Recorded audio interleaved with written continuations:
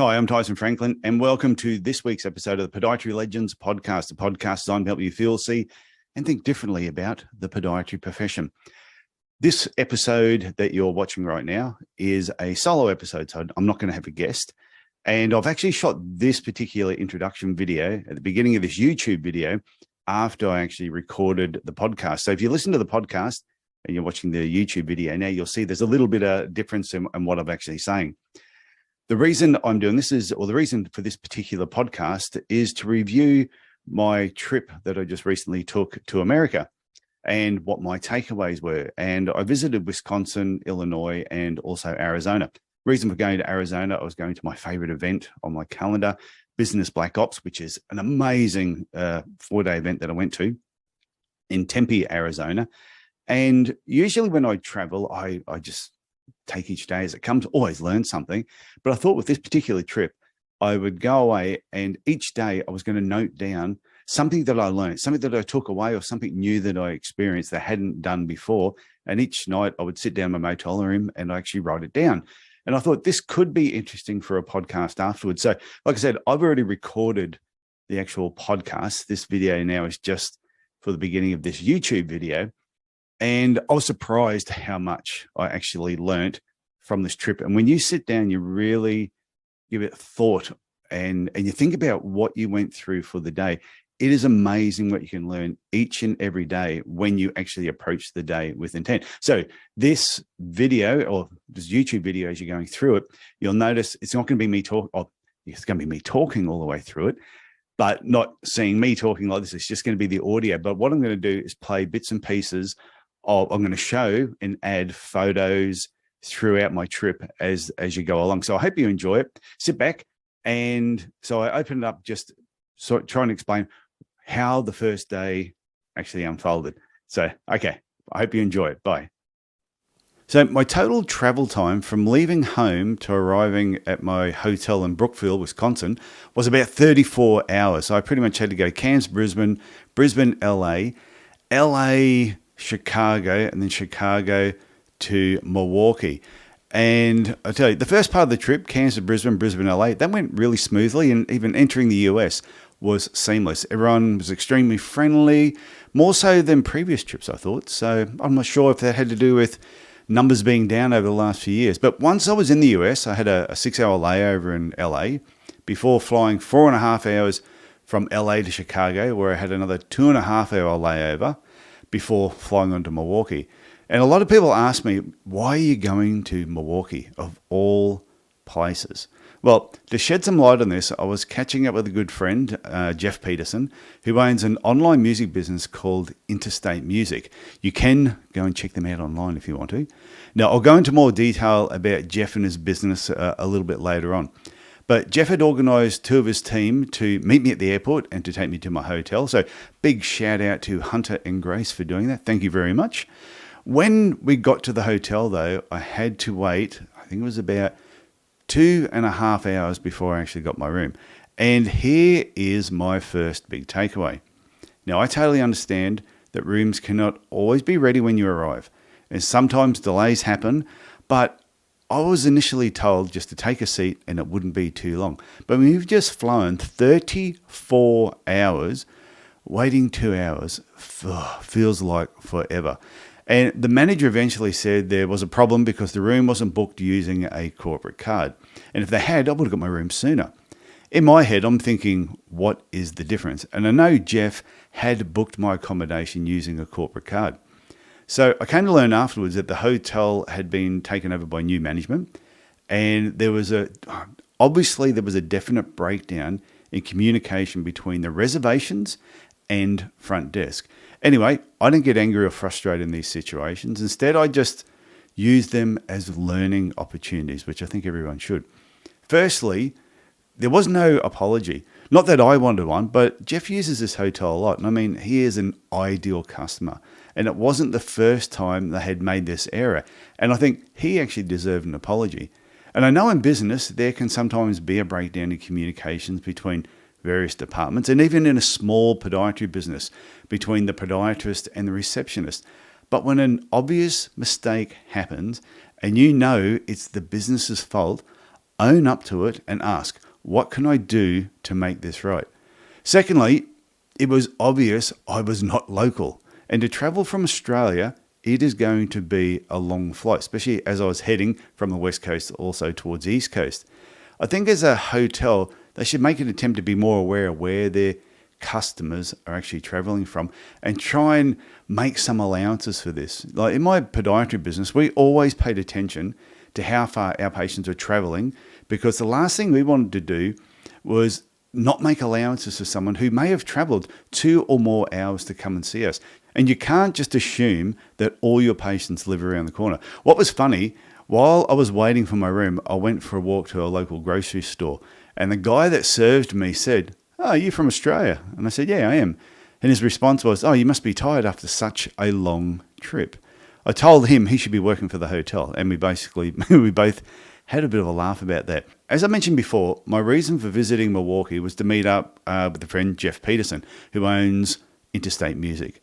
Jeff and I met each other about 6 years ago through podcasting, and we've become really good friends. However, we'd never actually met in person. So it was great to finally meet him face to face. When I arrived, Jeff had organised for me to be picked up at the airport, as I mentioned before, take me to the hotel, and he also asked, do I want to go to the baseball that afternoon with his team?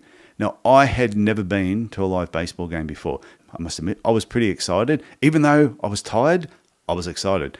By the time I got to my room, I pretty much had to just dump my bags, have a quick shower, throw on some clothes, quickly give something a bit of an iron, and I was off. Now, it was the Milwaukee Brewers were playing Arizona Diamondbacks, and I must admit, it was far better than expected. I've heard people say baseball is boring, and here is an important point.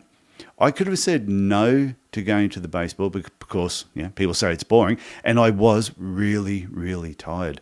But sometimes you just have to say yes and see what happens. And I was so glad I did, because it was amazing.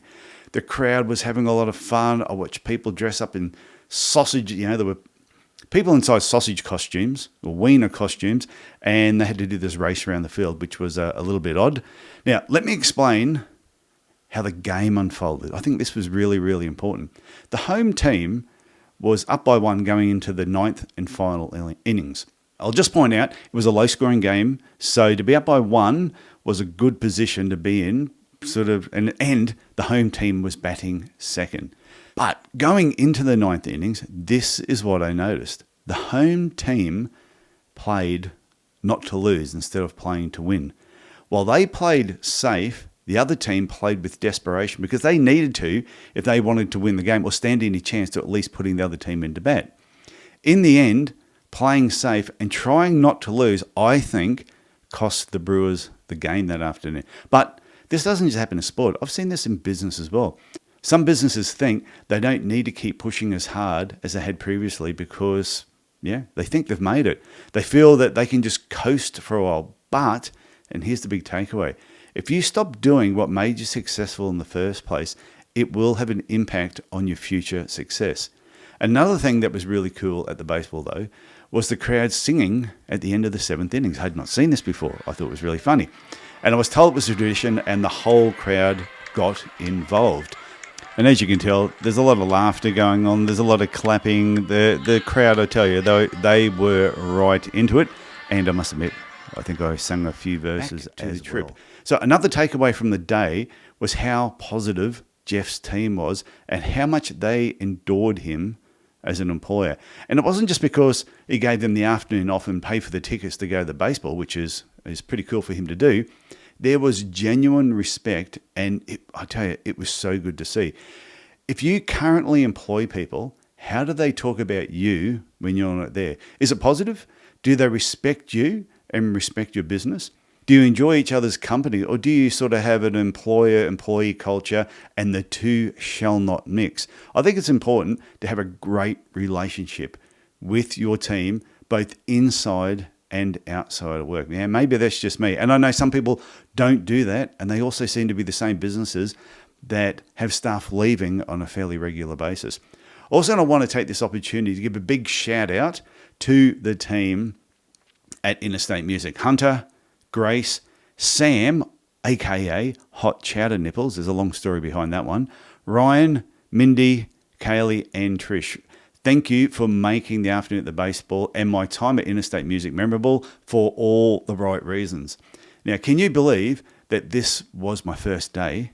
And I will admit, I was tired by the end of it and I definitely needed sleep. So, after a good sleep, let's move on to day 2. I went to Interstate Music. I went to the head office with Jeff and he showed me around the studio and the business. And it was an amazing setup. And I'm surprised that anyone ever goes home. It was quite noticeable that Jeff's team enjoyed their work environment. And I can't stress enough the importance of making your workplace an enjoyable and positive environment. This is exactly what I did with my podiatry business. We had superhero themed rooms and our staff room was sort of themed around Margaritaville and it was a fun place to hang out. The staff room was also a safe place to work. No one talked about work or asked any work questions when you were in Margaritaville. That wasn't allowed. If you think about it, your team probably spends as much time at your offices as they do at home. For some, it is their second home. So if you don't want them running out the door as soon as work finishes, improve the work environment and give them a reason to basically stay.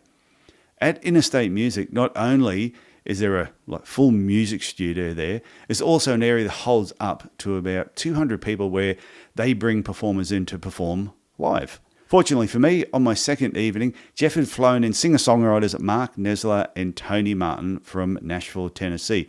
You may not have heard of them, but they have written songs for Keith Urban, Garth Brooks, and a ton of other country performers. And between them, they have written a string of #1 hits. There was real chemistry between the two of them, which explains why they write so well and have had so many successful songs. And I think it's important to remember when you're collaborating with somebody, regardless of who it is, the chemistry has got to be right and it cannot be forced. It was a great night watching them perform together, but what made the songs even more special was when they explained the stories behind the songs. It gave each song more meaning and it made it more personal. And I think it's important for everyone to work on their storytelling skills. If you can do this, you will connect with your patients and customers on a much deeper level. Give them examples of what's happened to you previously and how that has shaped your career as a podiatrist. Share success stories of patients that have followed your advice and the positive outcomes they've received. Also, think about sharing the stories of patients that didn't follow your advice and what the consequences were. So another takeaway from this evening was after Tony Mark finished performing and we were sort of hanging around afterwards, Tony Martin told the story about how someone came up to him at an event and said, "Oh, I write music as well." And Tony said, "Oh, that's great. Can you play me something?" Their response was, "Oh, well, I don't have anything right now." And this was Tony's point. He said, if you're a songwriter, you write every day. It's a passion. It's not just a part-time hobby. So that story blew me away because it reminded me of a few past conversations I've had with podiatrists over the years that have told me they want to have a successful podiatry business. And they'll often ask, what advice would I give them to fast track their business success? To them, it's a simple question. I'll ask them, how serious are they about having a successful podiatry business? And the response is always, "Oh, very serious. I'm really serious." So I tell them the best thing that you could do now to have a successful podiatry business is to have a business coach. And what would be even better than a business coach would be have a podiatry business coach. And instead, if you want to take it one step further, I would say doing one-on-one business coaching with me would be the best advice. And you'll need to be prepared to put a few hours aside each week to actually do some work. Now, when I tell them this, you can see this glaze just come over their eyes because this is not the answer they were looking for. They want a shortcut. They want that one marketing tactic that will bring in 100 new patients every month. The problem is, even if there was one tactic, or like some businesses would like you to think, just a simple text message to get 100 new patients through your door, if your business is not set up correctly, you are going to attract 100 new patients into a disaster zone, and you'll be wasting both time and money. The problem is, a lot of podiatrists and other business owners, they want a successful business, but as soon as you tell them they will need to invest some money and also some time, they're not interested. They sort of just, no, that's not what I wanted to hear. I always say, if you're not prepared to invest in yourself, don't expect anyone else to be invested in you. And if you're only chasing free advice, which is a great place to start, but it will only take you so far. Be honest to yourself. Do you have a podiatry business, or is it just a podiatry hobby? Anyway, Tony also told a story about his brother. Now, don't quote me on the facts of this. I may have not heard the story correctly, but this is how it worked out in my head. And what do they always say? Don't let the truth get in the way of a really good story. But I think this is how it went. His brother was recording a song that he was hoping would be picked up by a major record company. And after he finished doing the song, he got distracted by Tony and he forgot to press stop. So the recording continued way after he had actually finished doing his song. Tony asked his brother if he could play him something that he'd been working on. His brother said yes, and Tony's song ended up on the back end of the recording. The record company heard Tony's song, and it actually became his first hit single. Now, here's my takeaway from this, whether I've got that exactly right or not, and I'm sure somebody will pull me up on it if I'm wrong. I just think just keep recording and documenting what you do, as you never know when it's going to be worthwhile. You don't know who is going to read what you wrote. You don't know who's going to listen to something you've recorded or watch one of your videos. No different to why I decided to document this trip.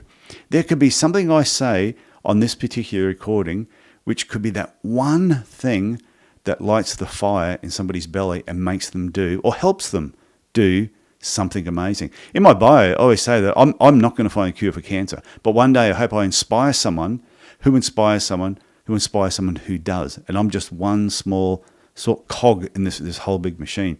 And this is why I also have a brain book where I store all my notes from events, workshops, and also my own personal thoughts and ideas. Sometimes I'll write something down in my brain book and it's a little bit vague and often doesn't make a lot of sense the first time I write it. But when I read it later, all of a sudden it will spark new ideas. So you've got to have somewhere where you can record this information. Mark and Tony mentioned a lot of their songs didn't even become hits until decades after writing them. So it's important just to remember it's sometimes about timing as well. Sometimes you can have a great idea for business, but it was just the wrong time. It doesn't mean it's a bad idea, but just keep it for later. And the best place to put it is somewhere that'll never be lost, which this is why I think brain books are really, really interesting. You can put the idea in there. You can record what happened, why you think it worked, maybe why it didn't work. Come back to it later on. Day 3, I went back to Interstate Music and I did a really, really fun podcast with Jeff Peterson, which will be out in the next month or so on the Podiatry Legends podcast and also on Jeff's podcast, which is called Fueling the Tank. Because we did the recording in Jeff's studio and also shot video from various angles, it's all in the hands of his producer at the moment. So stay tuned, it will be out soon. Another very cool thing I noticed they did in Wisconsin that I had never seen before was Fish Fry Friday. It's a well-known and beloved Wisconsin tradition. Even though fish is popular during Lent, and in Wisconsin it's become a Friday tradition every week, and it also has something to do with Wisconsin being settled heavily by Catholics of German and Polish descent. So I think that's where it all stemmed from. But basically, hundreds of restaurants only serve fish on Fridays, and it's some of the best fish I think I've tasted. It was really, really nice. We went to a very cool German restaurant called Kegel's Inn, and as we arrived, they had this traditional music, Oompa Loompa music sort of playing outside, so it was great. It was a really, really good night, but it also made me realise that it's great creating traditions, and I think businesses, all businesses, podiatry businesses, you need to create traditions around your workplace. And once you start something and everybody enjoys it, make it annual. It could be a couple of things that you do throughout the year. On day 4, I checked out of my hotel, and once again, there were obvious management problems. But I won't go into it again. Just remember, get everyone in your business communicating with each other. The better you can do that, the happier your patients are going to be. Anyway, that night we went to a concert with Ellie King, who sings that song X's and O's. She was the supporting act to Chris Stapleton, the featured performer. It was a great concert, but what blew me away more was that there were 18,000 people jammed in this stadium, which was the home of the Milwaukee Bucks basketball team. And after he completed his full set and also came back for an encore, I can honestly say I did not know one of his songs. Now, that may seem funny, but to me, it goes to show you don't need to be known by everyone to be successful. being a big fish in a small pond can pay dividends, even though the United States is a big pond as well. On day 5, after moving out of the hotel, I decided to actually stay at a bed and breakfast. I thought I'd do it just to experience something a little bit different, which I hadn't done before, and I will admit, it was really out of my comfort zone to stay at a bed and breakfast. Usually it was just a hotel. It was an old 100-year-old mansion, and I arrived at night, and I'll be honest, it scared me a little bit. However, in the daylight, it was a beautiful old place, and the owners were really, really nice. But I think maybe I'm more suited to hotels. However, I think it's important to try new things.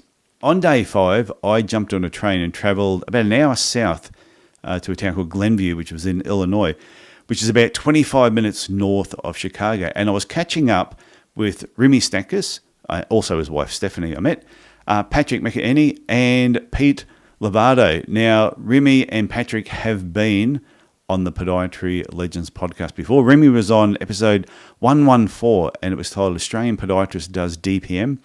And Patrick has been on 4 times. The most recent episode was episode 214, What to Look For When Buying a Podiatry Clinic, which has already gone over 1,000 downloads, which is pretty good in such a short period of time. And Pete Lovato hasn't been on the podcast yet, but he will be. Once again, we had never met in person. And this is the power of podcasting, and at least making an effort to connect with people online in our profession. I always tell podiatrists, if you've heard a guest on the podcast and you want to get to know them more, reach out to them and introduce yourself. I'm yet to have a guest that I don't think is approachable. They are all approachable. And I have a quote that's on the wall in my office, and if you've ever seen one of my videos, you may have seen it behind me. And it says, your next connection could be the one that changes your life. And I believe this so much. So get out there and actually get connected with people in our profession.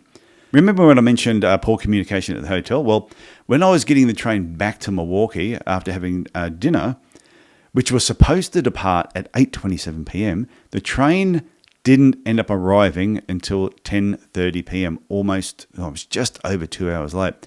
When I got to the station, there were a lot of people there waiting for the train.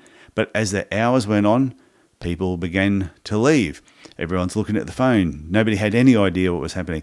Initially, I received an email saying there would be a slight delay, and then that was it. There was nothing else. I had no choice. I had to stay. I did not have anywhere else to go. Even though I did reach out to Remy and jokingly told him that he might be getting a late night visitor sleeping on his couch if the train didn't turn up. But it did. And when it did, there was only me and one other person at the train station. Everybody else had basically left. Have you ever had a patient complain because they got sick of waiting? Here's the biggest takeaway. Communication is the key, and regular updates are very important. It's fine to say the podiatrist is running late, but you need to give the patient a rough idea on how long they'll have to wait. And if you need to, pop your head in the podiatry room and ask for updates. Remember, your patients have a life as well outside of your clinic, and they may have other appointments that they need to be at. So on day 6, I caught up with another couple, Poppy and Jeff Spencer, for lunch. And once again, I'd only met these people through podcasting and connecting online as well. When I went to the baseball, and this is important, when I went to the baseball, I posted a photo on Instagram, which they saw and they reached out to me. So once again, it made me realize how social media makes the world a very, very small place. After lunch, I went and visited the Rock Bottom Brewery for a couple of beers. And here's another important tip. When you don't know the town very well, limit how many beers you have, because I have the bladder of a 2-year-old. So I was constantly looking for bathrooms. Anyway, one of the things I wanted to do when I was in Milwaukee was to get a photo with the Fond statue. So I did that. That's another item I ticked off my list. It's quite a short statue, actually, and it was supposed to be a real life. Now, if you're too young to remember who the Fonz is, he was a character in a show called Happy Days, which was set in Milwaukee. So see if you can dig it up somewhere and watch it, because it was a good show. All in all, I must admit, I don't think I planned day 6 very well, and I ended up back at the bed and breakfast quite early, which goes to show sometimes that winging it, which I often do on some of my travel days, doesn't always work. You know, sometimes I don't plan things and I just let the day unfold, and it ends up being a fantastic day. But this was just one of those days that didn't work out as well as expected. Anyway, day 7 finally arrived, which meant I was off to Tempe, Arizona for my Business Black Ops event, which was the underlying purpose of booking this trip in the first place. I booked my flight with Southwest Airlines, which I had never flown with before, and it concerned me a little when I haven't used a business before. But as I was boarding, I saw a poster that said Southwest Airlines, flying with a smile, which I must admit they delivered upon 100%. Every crew member was friendly, and it was a fantastic flight, and I'd have no problems recommending Southwest Airlines for anybody. I think if you're going to say something in your marketing, make sure you deliver. Otherwise, it will reflect poorly on your business. Have you ever been to a business that says fast service or something similar, and they keep you waiting? How does that make you feel? So be very aware of what you say in your marketing. If you say you have a highly trained team, make sure you have a highly trained team. Don't tell lies. Anyway, when I arrived at Tempe Mission Palms, which is where Business Black Ops is being held, it was great to catch up with everyone, and I hadn't seen them for 3 years because of COVID. And you know when you've got good friends because you can continue the conversations from exactly where you left off the last time, and there's never any awkwardness. Also, I want to point out that Tempe Mission Palms is also one of my favorite hotels in the world, and I've been to a lot. And a lot of people ask me why I like it so much, and it's because of the staff. They are friendly. No requests ever seems to be a bother. Plus, I've been visiting there since 2015, and it's great to see the same staff even after a 3-year unexpected absence of me visiting there. And here is my takeaway for the day. If you have high staff turnover, try and find out why this is happening. Because for patients, just like me visiting a hotel, there's comfort in seeing familiar faces. Of course, sometimes it's out of your control. Team members move away for various reasons. But often high turnover can be caused by having a poor recruitment strategy, inadequate training, no team or business morale, or the business owner is just not nice to work for. I know some team members will leave because of money, but from my experience, this is actually rare. And to be honest, I've never had a team member leave my business because of money. That was never the case. So remember, if your patients, especially the ones that may only visit your business yearly, are having to see a new podiatrist every single time they visit, you've got to find a solution for this.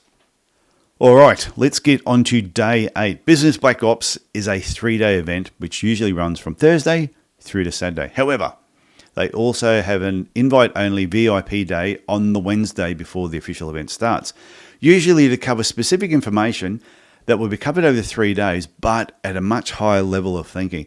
So it's a much smaller group on the Wednesday. Talk about takeaways. My God, where do I start? See, every year, Dave Fries, Alex Fries, and Dr. Dave Wyman, they deliver amazing content. And this year was no exception. However, there was a new face delivering some of the information, former CIA field officer, Andrew Bustamante. Now, podiatrists often ask me what makes me different to most podiatry business coaches. And the simple answer is I attend events that most podiatry business coaches would not go to. And over the last decade, I've developed a network of really clever friends that I constantly learned from and actually bounce ideas around with, which is amazing. And as I've said before, if you're looking for a podiatry business coach that coaches differently and produces results, please send me an email. Just send it to tf@tysonfranklin.com and let's organize a Zoom call and see if we're a good fit. Okay, without going into too many specifics, here are some of the big takeaways from day 8, which was the VIP day. Your brain overvalues losses and undervalues wins. So let that sink in a little. Your brain overvalues losses and undervalues wins. And people don't remember your losses, they only remember your wins.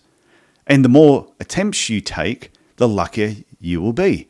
If you put that all together, sometimes you can have all these amazing things that you've done, but then one thing goes wrong or something doesn't work and you let that bother you. And it could even relate to, say, patients. You could have 15 excellent patients, you have that one patient where things don't go right and you focus in on that. You could be doing all this other stuff with your business. It could be marketing and something isn't working right. But just remember, people don't see your losses. All they do is they see your wins. And that's why some people will look at other businesses and go, oh, they're always really lucky. They don't realize, like I said, the more attempts you take, the luckier you get. So if you're constantly trying something, you may fail a few times, but the times that you are successful, they're the things that people see. Another thing we spoke about was called sense making, and it was all about these three concepts of avoid, compete, and cooperate. And it's a process that everybody goes through when they first meet someone. It could be a stranger on an elevator, or it could be a new patient meeting you for the first time. Sense making was all about working out if the person is a threat or a non-threat. So of course you're thinking elevator, nighttime, is the person a threat or non-threat? But imagine a patient meeting you for the first time. They are still going through this process in their head. Are you a threat or a non-threat? And like I said, it's a process we all go through. And when you understand how it works, it is a game changer for improving your communication skills and patient compliance and acceptance of your treatment plans. If any of my coaching clients are actually listening to this, expect to be blown away over the next few sessions when we dig into this a little bit deeper. At the end of the VIP day that evening, Payman and Vida Ellison, who are podiatrists, they were at the event as well, who have been on this podcast, they're on episode 45, and it was titled Developing Passion and Culture in Your Podiatry Business. They invited everyone from the VIP group to their house for dinner. We had a paella, which was fantastic. I wouldn't hesitate to take a guess that the hospitality Payman and Vida showed us is the same that they show their team, which is why they have a great podiatry business. So on day 9, this was the official first day of Business Black Ops. And this is where the whole group came together. Once again, we covered a lot of information, but one of the highlights for me was around this thing called the proficiency model and how the CIA use it to speed up their process of training. Often podiatrists will employ a new graduate and they have a very slow training process. That's if they even have a training process at all. And the new graduate is given all the crappy work the more senior podiatrists don't want to do anymore, or the business owner doesn't want to do. The new graduate starts to lose the skills, also lose a little bit of confidence, but then the employer will slowly start to give them better quality patients and try to increase the productivity. And eventually, after about 18 months, the recent graduate now, because they've been out 18 months, starts to become profitable and make the business some money. And then suddenly they leave and the business owner gets the shits.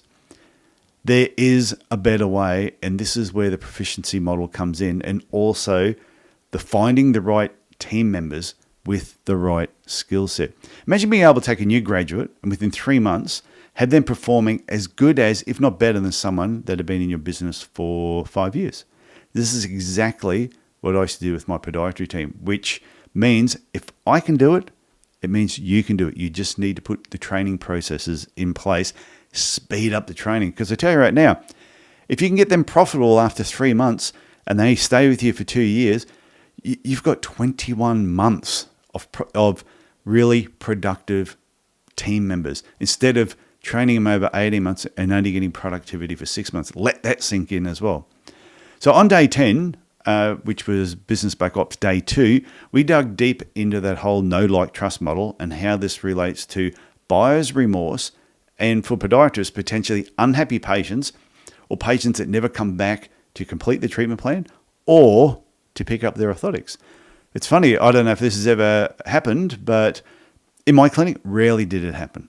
But I've been to some podiatry clinics and they will have drawers full of orthotics that were never picked up. So it could be related to the whole know, like, trust model and buyer's remorse.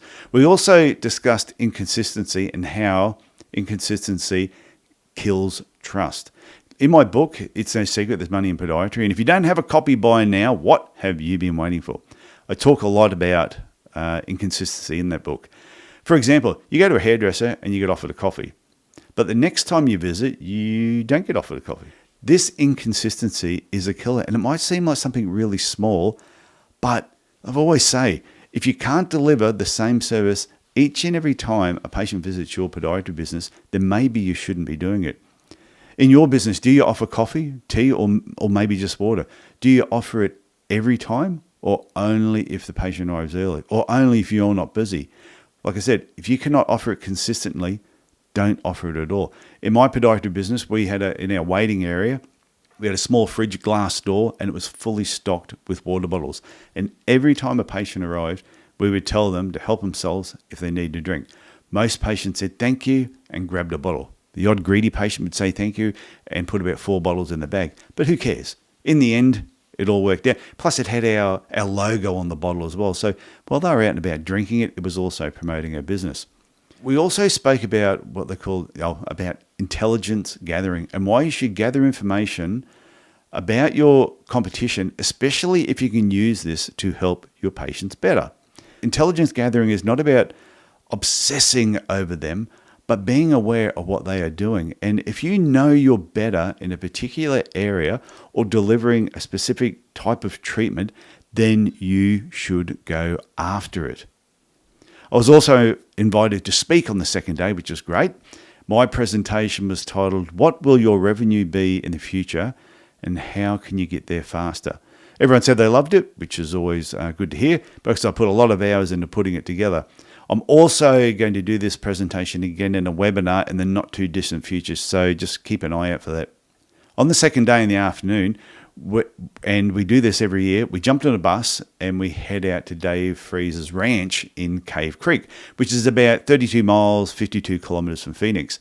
At the ranch, as a group, we discussed essential business functions that need your attention. Now, I think this is something that as a group in your business, you need to do exactly the same thing.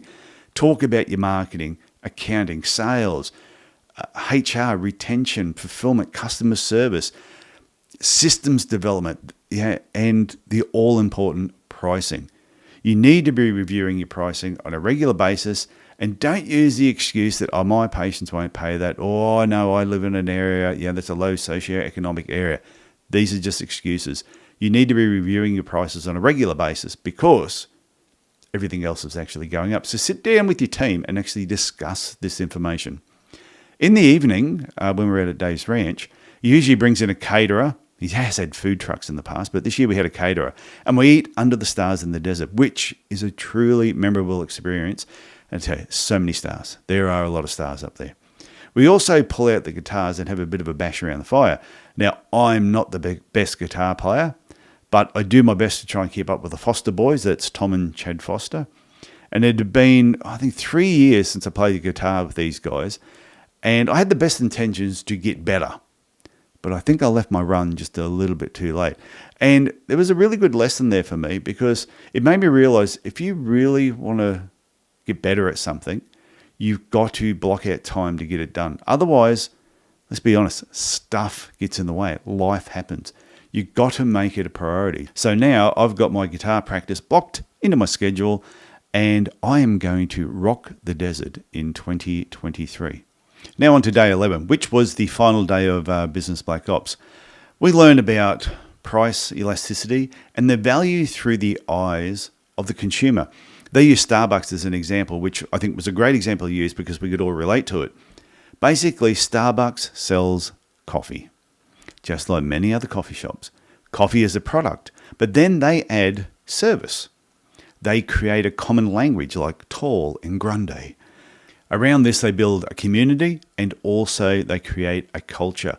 What starts out as a simple coffee becomes so much more, and therefore they can charge more, and people don't complain. So it all starts with the product, and then you build on it over time. You may be thinking, okay, how does this relate to podiatry? I think it relates in so many ways. For example, most podiatrists make orthotics, just like I did. That's the product. But how you deliver the product is part of your service. I had my own milling machine on site. We could do it within an hour, but usually we guaranteed we could do them in 24 hours. So that was how we deliver the product. I also gave my orthotics a name. They were called ProArch foot supports, which you could only get from ProArch Podiatry. So what other products and services do you deliver?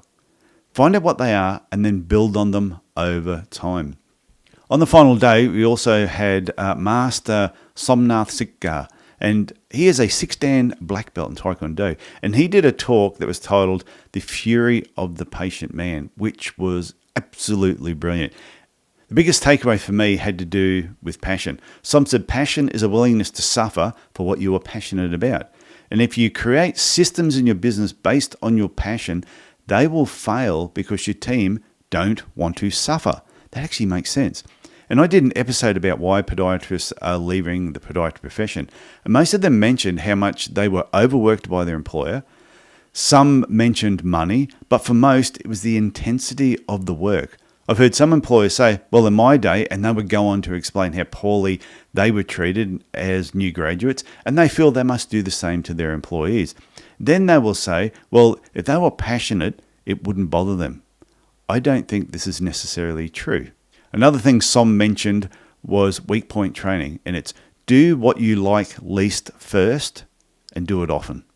For example, at Muay Thai, my right leg kick and my right elbow are not as accurate or as powerful as my left. So when I go to the gym now to do my own training, I'll do 100 right leg kicks and I'll do 100 elbows before I do anything else. And I think this applies to business as well, unless, of course, you're eliminating something. So if there's something you're trying to get rid of in your business that you don't like, and it's the least thing you like doing, and you're about to get rid of it, then you don't need to worry about weak point training. But if there's something in your business that you know you need to build on, but you're not very good on it, just get into it, do it first, and do it often, and you will get better. Overall, I've got to say, it was an amazing 4 days at Business Black Ops, and I think it's so important to find, that group of people you feel comfortable with, that you really feel that you can be yourself. This is why I go to Business Black Ops every year, and I will continue to do so. For you, it could be a specific podiatry event or some other event outside of the profession. Keep searching until you find that group of people that is uplifting and inspires you, and you look forward to spending time with. I've also got another group that's a dental group that I love catching up with. Exactly the same reason, because I find them inspiring. Now, if it's not a group, it could be a small group of individuals. Maybe you could be the catalyst that can pull them together for an inspirational weekend once a year. I think this is exactly how Business Black Ops was created in the first place with Dave Fries and Dr. Dave Wyman. They got together once a year over a weekend, and eventually they said, maybe some other people would like this information. And then Business Black Ops sort of grew from there. So on to day 12, I went back out to Cave Creek for a few days with Dave and Alex Fries. So we'd spend a couple of days out at the ranch. The first morning, we had breakfast at this place called the Wagon Wheel Restaurant, which is a cafe connected to a mechanic shop. It was a little bit rustic, but the food wasn't too bad at all. It made me realize that there's no limitations to what you can combine and make work. It just takes a little bit of thought. With your podiatry business, what can you add or bring in that may seem odd, but actually works? Because this is something I picked up from Business Black Ops as well. Something that's a little bit unique or different actually stands out, and people will pay attention to that. So, of course, a lot of podiatry clinics have footwear and other foot care items, but I know of one podiatry clinic that added a coffee shop to the front of the business. Could you have an area in your business where you sell motivational and positive thinking books? I know hard copy books have been dying out, but they are making a resurgence. And me personally, I think there's nothing better than holding a real book. I love the smell of the pages, even though I do also read digital versions at certain times. Maybe you could develop affiliate links on your website. I don't know. This is something that I was talking with somebody just recently about. Once again, just give it some thought. While I was in Cave Creek, I also decided to shoot a few videos while I was there because the scenery was so good, which I have uploaded to my YouTube channel if you're going to go check it out. The first one was titled, "The Longer You Wait to Take Action, the less chance you have of getting it done." So go and check out that video.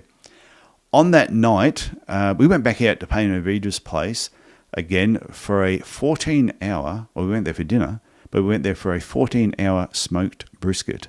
Now, Payman is the brisket master, and I've tried to smoke a brisket a few times myself, all unsuccessfully, I may add, which proves, just like many other things in life, it takes time and a lot of practice to master something. Imagine if smoking brisket was really easy and anyone could do it perfectly right from the get-go. It would take away all the mystique of smoking a brisket.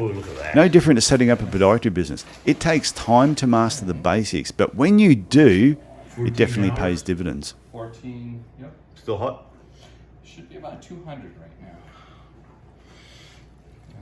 Separate. So This is where the this is the flat. That's a flat. Oh, kind of falling apart flat. That's my piece. Oh yeah. Steaming. That's flat. Look at Oh, look at that. that smoke ring. Nice, nice. All right, well, I'm going to... Where are you going to put it? Let me just do this. I'm going to... We're going to pull the paper. Just put that in there. I'm going to for right put now. this in with the hash. So on day 13, we're still at Cave Creek, of course. We visited this place called Dutch Bros Coffee. We went through the drive-through and we were greeted with this big smile and very enthusiastic "Hello, friends" from this young lady at the window. She was also wearing a T-shirt that said "Positive Vibes since 1992."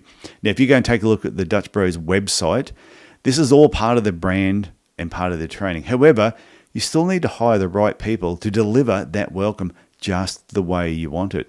I doubt they would hire just anybody to greet the customers. But unfortunately, that's exactly what happens in some businesses. They do not realize the importance of that first interaction somebody has with the business. Just think about why you order a coffee. You may just like coffee, or you may be looking for that little bit of a pick-me-up in the morning or sometime throughout the day. And when you're greeted with "Hello, friends," it definitely adds a positive note to that whole coffee experience. Ask yourself, do you have the right people at your front counter greeting your patients? Are they greeting your patients with enthusiasm, or are they a little flat? More importantly, have you trained your front reception exactly how you want your patients to be greeted? When a patient arrives at your podiatry business for the first time, you want it to be memorable for all the right reasons, and it needs to be consistent. I would guarantee that we could go and visit Dutch Bros probably 50 times and the greeting would be exactly the same. As we drove off, with big smiles on our faces, I said to Dave, if I had a podiatry business here in Arizona, I would have offered her a job in a heartbeat. And Dave agreed with me 100%. Here's another takeaway. You should always be on the lookout for new team members. Don't wait until you desperately need one before you start looking. Always be in recruitment mode. I always say to people, don't wait until you need the water before you dig the well. Start building relationships with people now. One of our receptionists came from a local physiotherapy clinic, and I pretty much worked on her for about just over 2 years, dropping hints. And I would always say to her, when you're ready to leave here, just let me know. And then suddenly, one day she was ready, and she did come and work for us, and it worked out great. So day 14 was my last day, and even though I had had a fantastic trip and learnt a lot of things, I must say, I was ready to head home. However, I still have a few more takeaways I want to share. For lunch, we went to the Grotto Cafe, which was next to another business called Red Truck Trading Company, which is a consignment furniture shop like nothing I had actually seen before. What I found interesting is how well these two businesses fed off of each other. And there was an occasional crossover of cross-posting with their social media pages as well. So I assume they know each other very, very well and have a really good working relationship.